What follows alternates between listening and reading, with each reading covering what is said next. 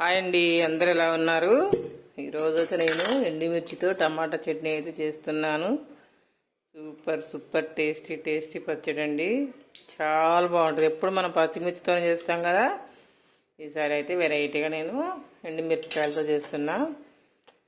అసలు కలర్ అంతే ఉంటుంది, టేస్ట్ కూడా అంతే ఉంటుందండి. చాలా బాగుంటుంది. ఇప్పుడైతే నూనె వేడైతే కానిద్దాము.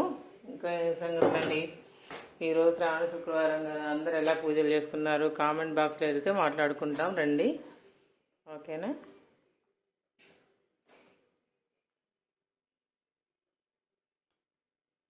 ఒక హాఫ్ కేజీ టమాటా అండి, ఇన్ని ఒక 20 ఎండుమిర్చి అయితే సరిపోతాయి. కొద్దిగా దీన్ని ఎంచుకుందాము ఇలా నూనెలో.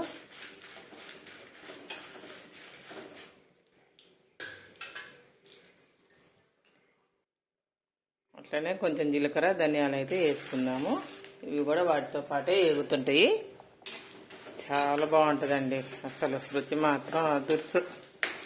నేను చెప్పాను కాదు కానండి, మీరు కూడా చేసి చూడండి, చేసి చెప్పండి అప్పుడు ఎలా ఉందో. ఇట్లయితే కొద్దిగా దూరం ఇట్లా పండు కలర్ వచ్చేంత వరకు అయితే వేయించుకోవాలి, మరి మాడనియద్దు. చక్కగా వేగిపోయినాయి. వీటిని అయితే మిక్సీ జార్లోకి ఎత్తుకుందాము. కానీ రోళ్ళు ఉంటే రోట్లో నూరుకుంటే బాగుంటుందండి, మంచిగా రోకలతోని. ఈ మిక్సీలో పట్టుకున్నది అంత టేస్ట్ అయితే ఉండదు, కానీ ఇంకా తప్పదు, మనకి లేవు కదండి, ఏం చేస్తాము. అదే పల్లెటూర్లలో అయితే చక్కగా పెద్ద పెద్ద రోళ్ళు మంచిగా ఉంటాయండి. అసలు దంచుకోవచ్చు, మంచి టేస్ట్ కూడా. ఈ చిన్న చిన్న రోళ్ళల్లో దంచాలంటే చాలా కష్టం అండి. ఇవి ఏదో అల్లం వెల్లుల్లిగడ్డ జీలకర్ర దంచుకోవడానికి తప్పితే ఇలాంటి పచ్చడి చేయాలంటే కొద్దిగా కష్టంగానే ఉంటాయి.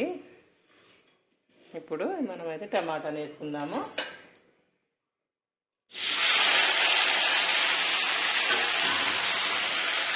ఇప్పుడు ఈ టమాటాని కొంచెం మంట పెద్దగా పెట్టి ఉడికించుకోవాలండి.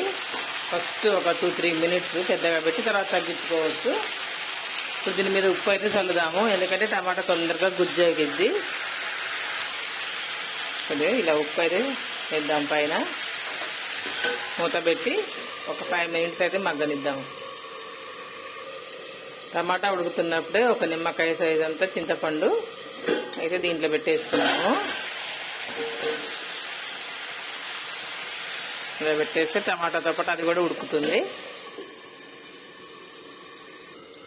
మిర్చిని అయితే నేను ఇప్పుడు మిక్సీ పట్టుకొని వస్తా. ఇలా మిక్సీ అయితే పట్టుకొని వచ్చాను. దాంట్లో కొద్దిగా ఎల్లిపాయలు కూడా వేసుకుందాము. ఇప్పుడు మనం ఇలా పొట్టు తీసి పెట్టుకున్న ఎల్లుల్లి రెమ్మల్ని అయితే వేసుకుందాము. ఎప్పుడైనా టమాటాని ఫస్టే మనము సిమ్లో పెట్టొద్దండి, హైలో పెడితేనే మంచిగా ఉడుకుతుంది. హైలో పెట్టిన తర్వాత ఒక 2 మినిట్స్ కొంచెం మంట తగ్గించుకొని ఉడకనిచ్చుకోవాలి. అప్పుడు మంచిగా గుజ్జుగా ఉడికిపోద్ది.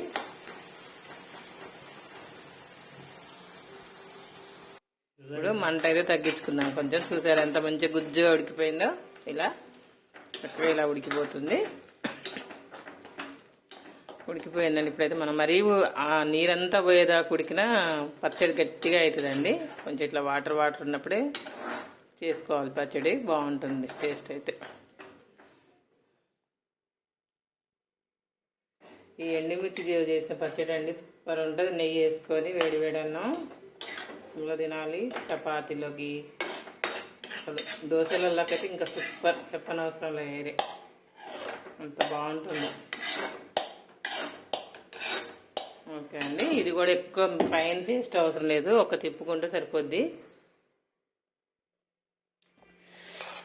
కమ్మని పచ్చడి అయితే రెడీ అండి. ఎండుమిర్చితోని టమాటా పచ్చడి అయితే రెడీ అండి.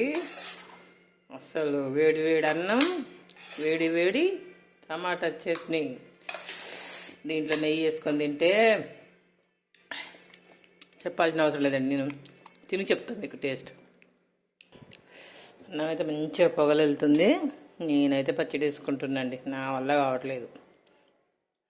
లేటుగా తిందామంటే వాళ్ళ ఇష్టం. మా ఇంట్లో వాళ్ళు ఎప్పుడన్నా తిందండి, నేనైతే తినేస్తా, టేస్ట్ చూస్తా.